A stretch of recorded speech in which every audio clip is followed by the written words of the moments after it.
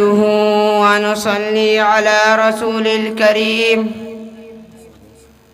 أما بعد فأعوذ بالله من الشيطان الرجيم.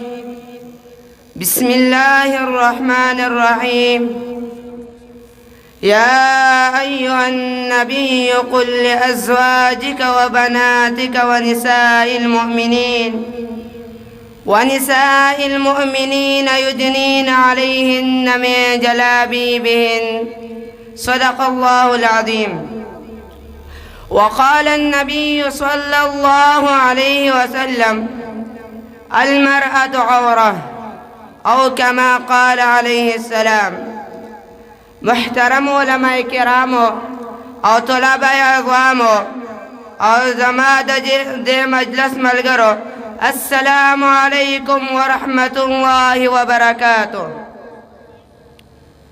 نن ستاسو مخکې ما ته د پردې په اهمیت باندې د بیان حکم کړی شوی دی.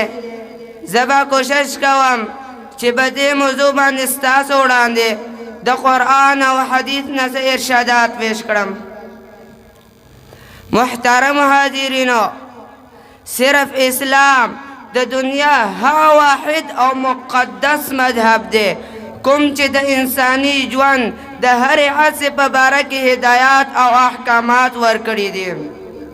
په هر موړ باندې د انسان رهنمایي کړې ده، که هغه عبادت وي او که سیاست وي، تجارت وی او که زراعت وی، صحت وی او که مرض وی، اقامت وی او که سفر وی، خدی وی او که غم وی، که معاشرتی نظام وی، که کورنۍ ذمه داری وی. العرض د ژوند په هره شعبه کې د اسلام واضح هدایات موجود دي.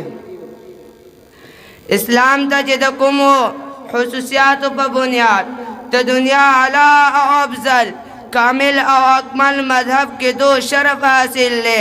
دہا خصوصیاتنا یو خصوصیت دا هم دے چې اسلام زنانه ہوتا کم مقام او مرتبه ورکړی دا. د پورا دنیا مذاهب چې را یوځای شي د هغې لسمه حصه هم نشي ورکولی. محترم حاضرینو، اسلام چې د زنانو دپاره کوم احکامات مقرر کړي دي هغه ټول د زنانو پیدې او ښېګړې دپاره دي. په دې احکاماتو باندې عمل کولو سره زنانه د ډېرو مسلو نه بچ کېدی شي. مثلا د عزت او ناموس، هبت او عظمت د تحفظ دپاره د پردې حکم کړی شوی دی چې تر څو پورې زنانه په پرده کې وي تر هغې بغیر معلومو سترګو او نورو بدو له محفوظ وي. هم د دې وجې نه پرده زموږ په تهذیب کې یو پاکیزه علامت دی، د پاکو زنانو لپاره فخر دی او د عزت او ناموس محافظ دی. زما غیرتي مسلمانانو ورونو، زموږ بدقسمتي ده چې نن د وطن عزیز سره په نورو مسلمان ملکونو کې د مسلمانانو زنانه اکثریت د پردې په شان عظیم الشان حکم پابندي نه کوي. هر ځای کې په ورتګي ده، هېڅوک یې تپوس کولو والا نشته، د غیرو نقلونه کوي. د مسلمان د ترقي او عزت خیلو په نوم ګمراه کولی شي، د زنانو د سر نه صدر اوچتولی شي. هم د دې وجې نه نن په معاشره کې مختلف قسمه جرمونه پیدا کېږي، بېحیایي خورېږي.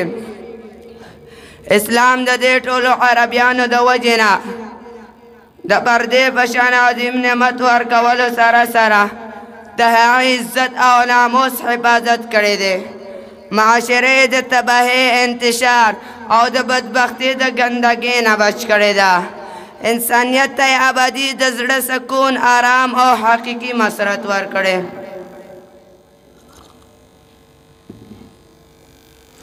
زما دوستانو چې هر کله الله پاک او د رسول صلی الله علیه وسلم په انتهایی تاکیدي الفاظو کې د پردې حکم کړی دی، نو اوس که بالفرض والمحال ټوله دنیا د پردې په مخالفت باندې راجمع شي، ټول ډاکټران د صحت دپاره نقصاني ووایي، د روزن سکالران او خودسخته مفکرین د ترقۍ په لار کې رکاوټ ووایي، یا ورته د پخوانو وختونو کیسه ووایي، یا ورته په زنانو باندې ظلم ووایي، کوي سوچ هر څه وایي او هر څه کوي بس موږ به په دې حکم کې د رسو کېدو نه کار نه اخلو اگر چې ټوله دنیا خفه چې هېڅ پروا نشته موږ خپل رب لره نه ناراضه کوو انشاءالله دعا ده چې الله پاک مونږ ټول حقیقي مسلمان جوړ کړي او د پیغمبر صلی الله علیه وسلم د تابعدارۍ توفیق راکړي آمین وما علینا الا البلاغ